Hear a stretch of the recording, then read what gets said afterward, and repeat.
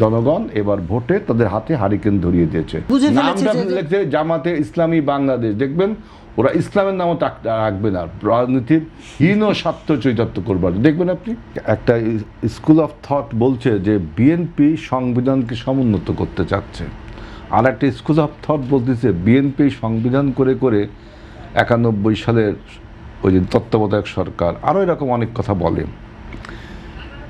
এগুলো আমার কাছে মনে হয় যে গতানুগতিক কথা। আমি যেটা দেখলাম এখানে যে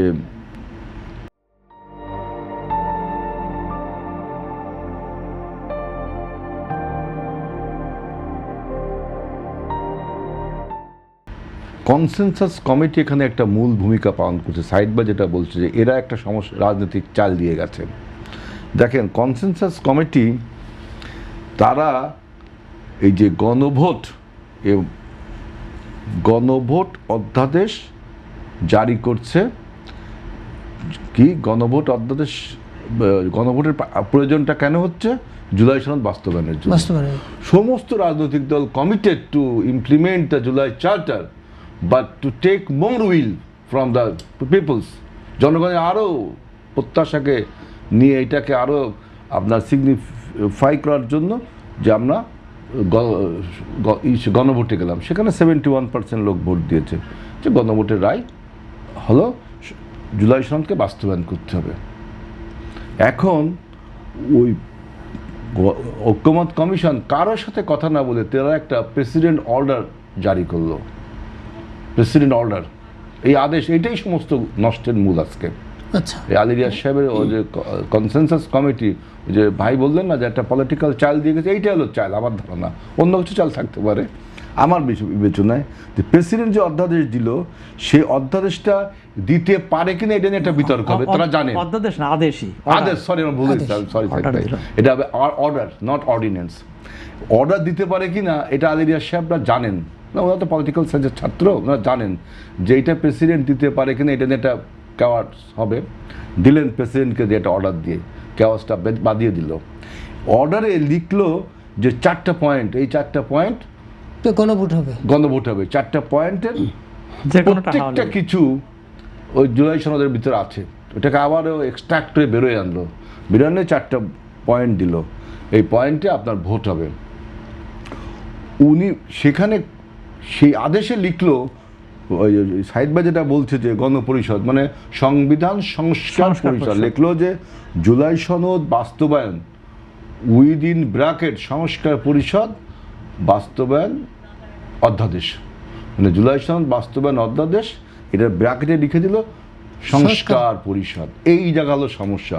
সংস্কার পরিষদের কাজ অ্যাকর্ডিং টু সাইদবা স্টেটমেন্ট তাহলে কি গণপরিষদের মতো? গণপরিষদ কেন তৈরি হয়? নতুন একটি সংবিধান তৈরি করবার জন্য। গণপরিষদের আর কোনো কাজ নেই। সাইদবাকে জিজ্ঞেস করতে পারেন বা যারা শুনছে আমার এই কথা, গণপরিষদের কাজ নতুন একটা সংবিধান যখন প্রয়োজনীয় হয় তখন। আমরা তো নতুন সংবিধান তৈরি করছি না, এটা সবাই আমরা জানি, সেটা সাইড একটা সিদ্ধান্ত বিষয় যে আমরা একটা সংবিধানের কিছু আমূল পরিবর্তনও না, আমূল পরিবর্তন রেডিক্যাল চেঞ্জ, মানে খোল নলচে পাল্টে দেওয়া, তা তো না। আমরা কিছু কিছু আর্টিকেল, সাব আর্টিকেল, এটা জুলাই সনদে লেখা আছে যেগুলো সংশোধন করব। প্রতিটি সংশোধনই একটা সংস্কার, তাই না? প্রতিটি সংশোধনই একটা সংস্কার। ওনারা যদি সংশোধনকে সংস্কার বলে, আমরা কিন্তু সেটাই রাজি আছি। তো এই আলী রিয়াজ সাহেবের কমিশন করলো কি, আপনার সংস্কার পরিষদ বলে একটা কথা ব্র্যাকেটে জুড়িয়ে দিল। এবং নির্বাচন কমিশন, আমরা যেখানে ওত নিতে গেলাম, আমি দেখি কি নীল একটা কাগজ, সেই কাগজের নির্বাচন কমিশন বলছে যে আমাদের শপথ নিতে হবে সংস্কার পরিষদে। আমরা তো বললাম যে এটা কীভাবে? নির্বাচন কমিশনের কি সেই এখতিয়ার আছে যে আমি কোথায় সংবিধান ওত নিব? সে একটা কাগজ পাঠিয়ে দিল। নির্বাচন কমিশনে কিন্তু সেই এখতিয়ার নেই যে আমি হল এমপি হিসাবে একজন শপথ নিতে আসছি। এমপি শপথ নিলে এরপরে যদি সংস্কার পরিষদ আর একটা শপথ নিই, তাহলে কি আমার প্রথম শপথটা বাতিল হয়ে যায় না? রিভোক বা নাল অ্যান্ড ভয়েড যা কিছু হয়ে যায় না? এবং আমি যদি আরেকটি পরিষদের শপথ নিই তাহলে তো গণপরিষদ হয়ে গেল।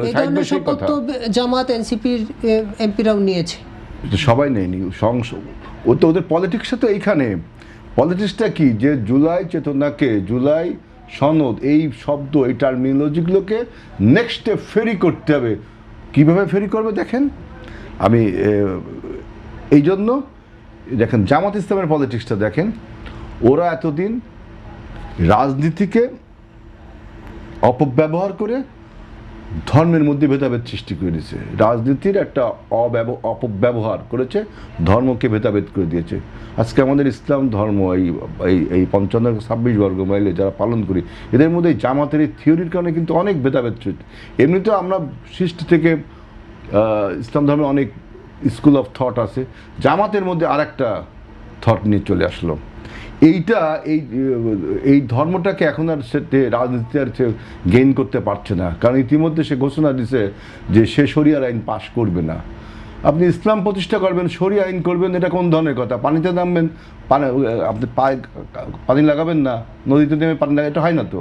ইসলাম, আপনি যদি ইসলামের পুরোপুরি রাষ্ট্র তৈরি করতে আপনাকে শরিয়া আইন করতে হবে অ্যাকর্ডিং টু ইসলাম পণ্ডিত যারা ইসলামিক স্কলার তাদের মত অনুযায়ী, তাই না? এবার দেখবেন ওদের লোগোতে ছিল আকিমি দিন, দিন প্রতিষ্ঠা করবে, মানে ব্যবস্থা। দিন আরবিতে কয় দিন, বাংলায় কয় ব্যবস্থা, ইংরেজি কয় সিস্টেম। তো আকিমি দিন মানে আমি দিন প্রতিষ্ঠা করবো, এটাও তার নেই। তার মানে সে এখন আর ইসলামী ব্যবস্থা করবে না। তাহলে ইসলামকে আর সে রাজনীতিতে মাইলেজ পাচ্ছে না। জনগণ এবার ভোটে তাদের হাতে হারিকেন ধরিয়ে দিয়েছে যে ধর্মকে নিয়ে, মানে দেশে বেশিরভাগ লোক মুসলমান, ওরা আপনার কাছ থেকে মুসলিম হতে চায় না। তারা নিজেরাই মানে জেনে শুনে বা উত্তরাধিকার সূত্রে হোক, বাই চয়েস হোক, মুসলমান এখানে 90% বেশি, খুব আমাদের এই দেশে। এইটাকে যখন ব্যবহার করতে পারছে না, এখন চিন্তা করেছে জুলাইকে 71-এর উপরে নিয়ে যেতে হবে। এই যে প্রচুর আলোচনা দেখেছেন যে এক ধরনের মানুষ জুলাই মানে 71 এদেশে কিছু হয়নি। 71 যে আমাদের একটা ব্যাপক অর্জন, এই অর্জন আগামী 500 বছরে বাংলাদেশে হবে কিনা, তাই না? আমাদের তো আপনাকে রাষ্ট্রকে আরও ভাঙবো নাকি? আমাদের 71 মূল ভিত্তি এইটার, আর এইটাতে তো ওদের একটা স্টিগমা লেগেই আছে। ওরা তো ভ্যানিশিং কালি দিয়েও ওই স্টিগমা তোলা যাবে না। তখন এরা করছে কি, এই জুলাই চেতনাটাকে হাইজ্যাক করার, সেম আওয়ামী লীগের কায়দায় জুলাই করছে। এই জুলাই যদি আমরা বাস্তবায়ন করার জন্য বিএনপি যতই ইনিশিয়েটিভ নিক, জামাত কিন্তু এই কাম করবে না, কারণ সে তো ইসলামকে অলরেডি তার লোগো থেকে, তার আদর্শ থেকে ইরাডিকেট সরাই দিয়েছে। নামটা লিখতে জামাতে ইসলামী বাংলাদেশ, দেখবেন ওরা ইসলামের নামও রাখবে না, রাজনীতির হীন স্বার্থ চৈতন্য করবার দেখবেন আপনি, দেখবেন জামাত বাংলাদেশে একটা কিছু লিখে থাকবে, বা দলের নামও চেঞ্জ করতে পারে। ওরা লোগো চেঞ্জ করছে না, তারা বলছে আমরা শরিয়া আইন চেঞ্জ করবো না। সুতরাং এই জুলাই চার্টার, এইটাকে ইমপ্লিমেন্ট করার জন্য যত ইম্পেডিমেন্টস, যত বাধা, যত বিঘ্ন, সব জামাত ঘটাবে দেখবেন।